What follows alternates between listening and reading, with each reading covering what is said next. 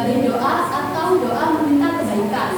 Sedangkan menurut istilah, sholat dipahami sebagai semua perkataan dan perbuatan yang dimulai dengan takbir, takbiratul ihram, dan diakhiri dengan salam. Sedangkan zikir menurut bahasa artinya adalah ingat. Sedangkan menurut istilah, zikir diartikan dengan mengingat Allah Subhanahu wa Ta'ala sebagai upaya untuk mendekatkan diri kepada Allah. Kita diperintahkan untuk selalu berzikir kepada Allah dengan mengagungkan kekuasaan dan kebesarannya agar terhindar dari kesombongan.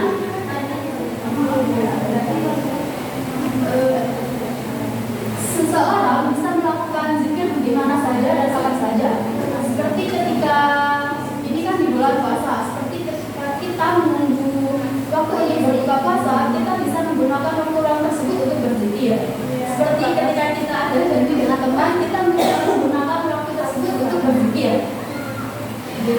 Zikir di sini ada 3. Yang pertama yaitu zikir dengan hati, yaitu dengan cara bertafakur dan merenungkan ciptaan Allah sehingga timbul dalam pikiran bahwa Allah adalah Zat yang Maha Kuasa. Yang kedua yaitu zikir dengan ucapan, yaitu pengucapan lafal-lafal yang di dalamnya terdapat keagungan nama Allah.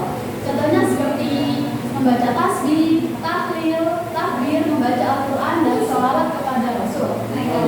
Yang ketiga yaitu zikir dengan perbuatan, yaitu dengan menaati semua perintah Allah dan menjauhi semua larangannya.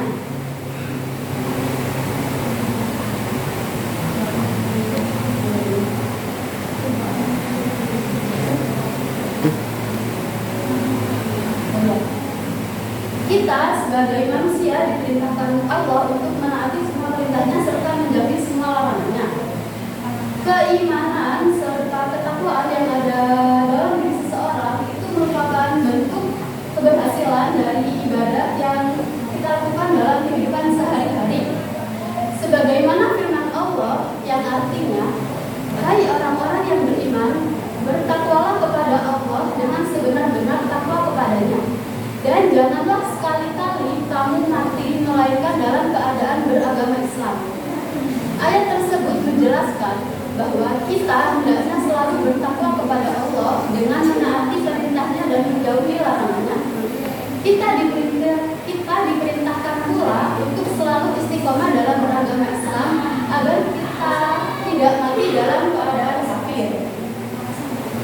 Seseorang yang selalu melakukan sholat, dia akan merasa takut untuk berbuat dosa, baik dosa kepada Allah, kepada manusia yang lain, ataupun kepada dirinya sendiri. Hal itulah dengan sholat, ibadah sholat itu bisa membuat kita untuk menjauhi segala bentuk perbuatan yang buruk. Selanjutnya yaitu hikmah melaksanakan sholat dan zikir. Yang pertama, tertanamnya akidah tauhid dalam jiwa seseorang. Yang kedua, hubungan antara manusia dengan Allah akan terjalin baik. Yang ketiga, kedamaian, keamanan, dan keselamatan dari Allah akan diperoleh olehnya serta mengantarkan mereka pada kesuksesan dan pengampunan dari segala kesalahan. Yang keempat, memperkuat jiwa seseorang dalam berhubungan dengan Allah. Yang kelima, memperoleh ketenangan jiwa dan menjauhkan diri dari kelalaian. Yang keenam, melatih hidup disiplin dan taat peraturan baik, peraturan kerja maupun peraturan dalam kehidupan. Yang ketujuh, membiasakan seseorang pada perbuatan atau perkataan yang baik dan bermanfaat. Yang terakhir, menumbuhkan akhlak mulia seperti amanah, jujur, dan upaya menjauhkan diri dari perbuatan keji dan lupa. Yang terakhir, mengamalkan sholat dan zikir secara istiqomah. Bagaimana seseorang bisa mengamalkan sholat dan zikir secara istiqomah? Ini ada beberapa tahap yang bisa kita gunakan, yang bisa kita pelajari. Yang pertama yaitu menyadari bahwa sholat dan zikir untuk mendekatkan diri kepada Allah. Tujuan kita beribadah